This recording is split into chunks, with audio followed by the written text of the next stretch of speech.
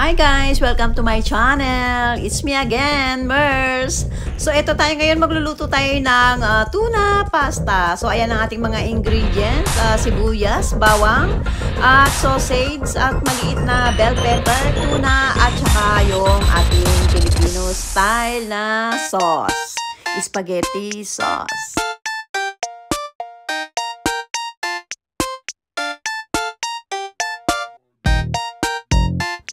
Ayan, painitin lang natin ng konti ang ating mantika.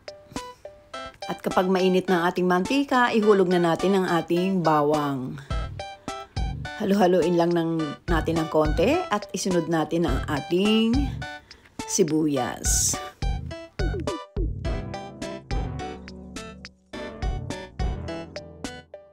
At kapag luto na ang ating sibuyas at bawang, ilagay na natin ang ating sausage. Ayan guys.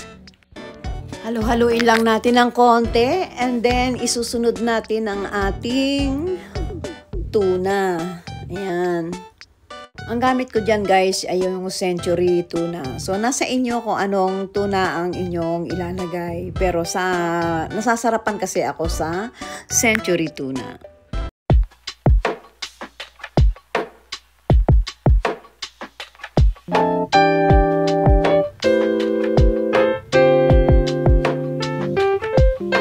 Then, ihulog na rin natin ang ating bell pepper.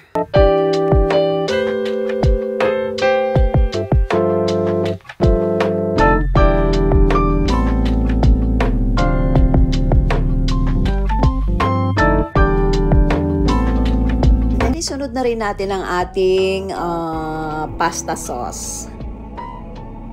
Haluin lang natin hanggang ma-mix lahat ang ating mga ingredients and then saka natin ihuhulog ang ating panghuling sangkap, ang ating pasta, pinalambot na pasta. So ayan, sinunod natin ang ating pasta, haluin lang natin hanggang ma-mix lahat ang mga ingredients and then done na ang ating tuna spaghetti. Ayan nga pala guys, nalimutan kong sabihin sa inyo, lagyan nyo din siyempre siya ng konting asin at paminta. Nilagyan ko rin yan ng cheese, kaso hindi ko na nga pala nakunan kanina. So, yun po ang mga pampalasang aking inilagay sa ating pasta, tuna pasta. Okay guys, thanks for watching.